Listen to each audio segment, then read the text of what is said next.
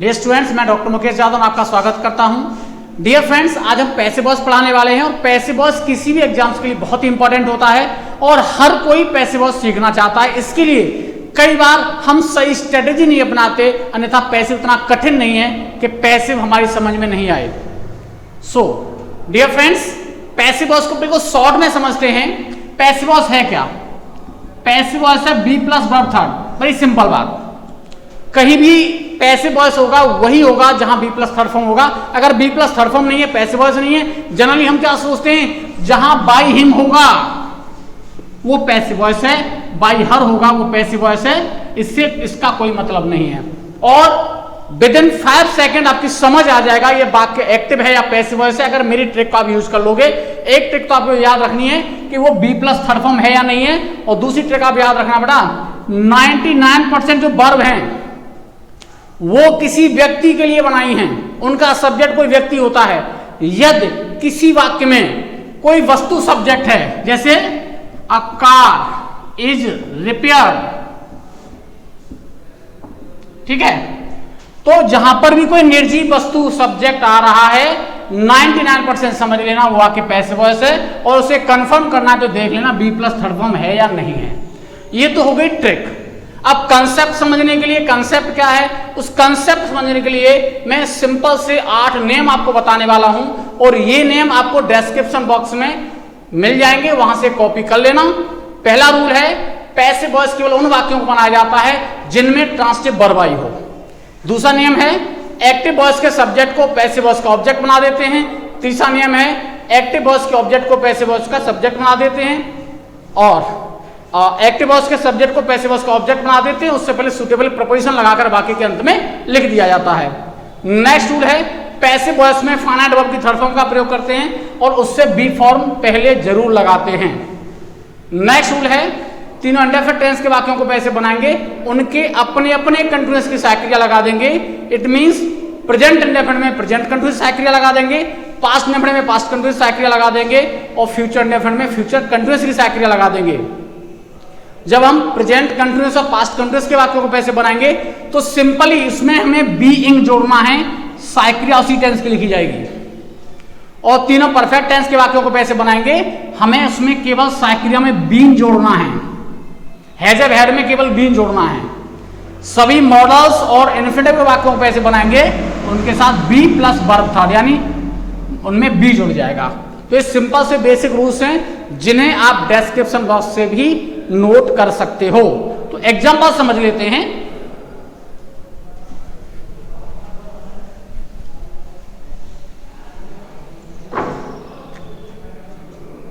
ही teaches English, बिल्कुल simple, zero level पे मैं एक्टिव पैसिव स्टार्ट किया है और लास्ट में जब हम इसको एंड करेंगे, इसके स्टेप में 3 या 4 क्लासेज में पैसिव वॉइस की डालूंगा और इसमें स्टेज 1, स्टेज 2, स्टेज 3 करके बिल्कुल जीरो स्टेज पे स्टार्ट किया है। तो हमेशा ध्यान रखना, पैसिव वॉइस जब भी बनाना है तो हमें पता होना चाहिए वर्ब कहां है। ये हमारी होगी मेन वर्ब, क्योंकि वर्ब के बाद जो भी नाउन या प्रोनाउन होता है वो ऑब्जेक्ट होता है। वर्ब से पहले जो भी नाउन या प्रोनाउन होता है वो सब्जेक्ट होता है। अब पैसिव बनाएंगे, पैसिव का सीधा ध्यान रखना, हम ऑब्जेक्ट को सब्जेक्ट बना देंगे, सब्जेक्ट को ऑब्जेक्ट बना देंगे, बिल्कुल सिंपल, आप ध्यान रखना। इंग्लिश, और सब्जेक्ट को हमने बना दिया ऑब्जेक्ट बाय हिम। दूसरा पॉइंट, पैसिव बनाएंगे हमें थर्ड फॉर्म ही चाहिए हमेशा, थॉट। और अब कौन सा टेंस है? टेंस हमेशा वर्ब से पहचाना जाता है। प्रेजेंट इंडेफिनिट है तो वर्ब किसकी आएगी? प्रेजेंट कंटीन्यूअस की।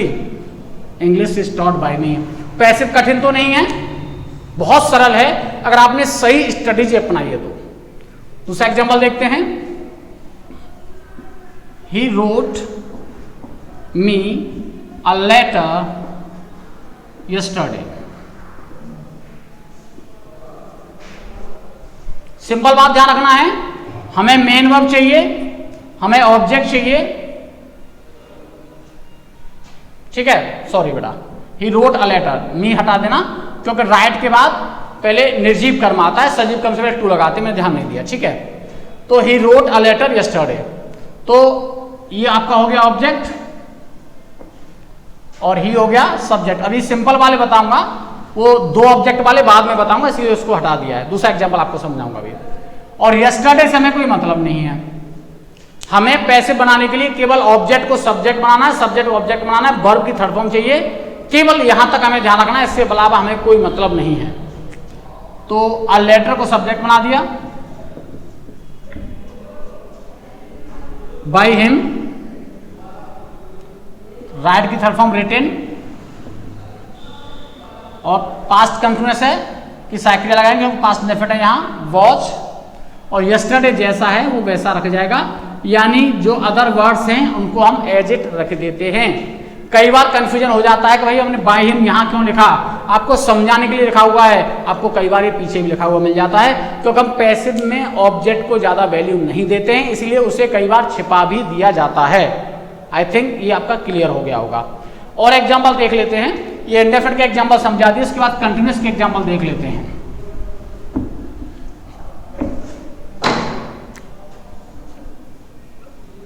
Why was he not studying English?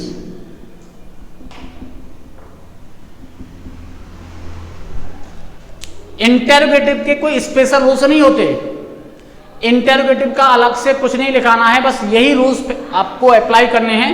अब आपको ध्यान ये रखना है कि आपका ये क्वेश्चन वर्ड आगे आया तो क्वेश्चन वर्ड की जगह पर क्वेश्चन वर्ड आ जाएगा, हमें चाहिए हमेशा main verb.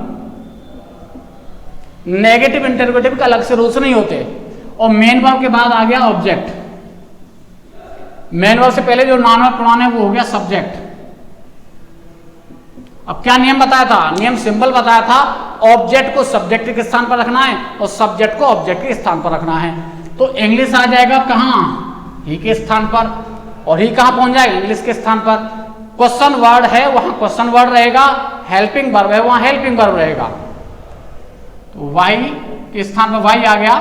Past continuous tense है तो पास्ट कंटिन्यूअस का पास्ट कंटिन्यूअस रहेगा, उसमें पास बीइंग जोड़ देंगे, वाई वॉज इंग्लिश, नॉट का नॉट रहेगा, अब बस बीइंग ऐड हो गया। हमने क्या ऐड किया, पैसे में केवल बीइंग ऐड किया। Studied, sorry, by him. ठीक है, परफेक्ट का एग्जाम्पल देख लेते हैं एक बार। Have you completed your work, ये भी इंटरोगेटिव है, मैंने जानबूझ के इंटरोगेटिव दिए हैं ताकि आपको समझ आ जाए कि इंटरोगेटिव बनाने का कोई अलग से नियम नहीं है, सिंपल वही रूल है। यू यहां सब्जेक्ट है, योर वर्क यहां ऑब्जेक्ट है, तो योर वर्क के हिसाब से हैज आ जाएगा, क्योंकि साइक्रिया तो हम चेंज करेंगे नहीं, केवल इसमें बीइंग जोड़ना है। Has your work been completed by you. Clear है। अब उसके बाद बात करते हैं मॉडल्स को कैसे कैसे बनाएंगे। Can, could, may, might, should, must, ought to, need, dare, has to, have to, modals और इन्फिनिटिव के किसी भी वाक्य को कैसे बनाएंगे तो वहां हम क्या करेंगे, ऐड बना बी ऐड कर देंगे। एग्जांपल आपको मैं दिखाता हूं।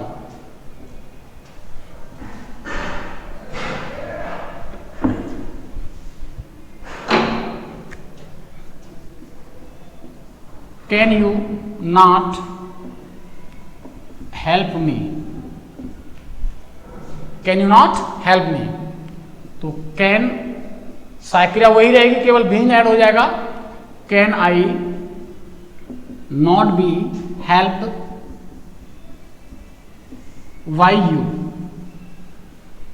तो ये बेसिक बात हो गई। इसके अलावा पैसिव में हमें जो परेशान करते हैं, अगर इंटरोगेटिव की बात करेंगे बेटा, तो ये दो वर्ड हैं जो परेशान करते हैं, वो हु और व्हाट हैं।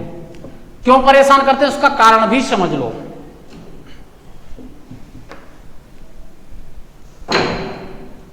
हु और व्हाट ये सब्जेक्ट भी हैं और ऑब्जेक्ट भी हैं, क्वेश्चन वर्ड भी हैं, यानी सब्जेक्ट का भी कार्य करते हैं वाक्य में, ऑब्जेक्ट का भी कार्य करते हैं, क्वेश्चन वर्ड का भी कार्य करते हैं। तो हमें पैसिव वॉइस में दिक्कतें नहीं है, दिक्कतें हैं, हम कई बार सब्जेक्ट ऑब्जेक्ट को पहचान ही नहीं पाते।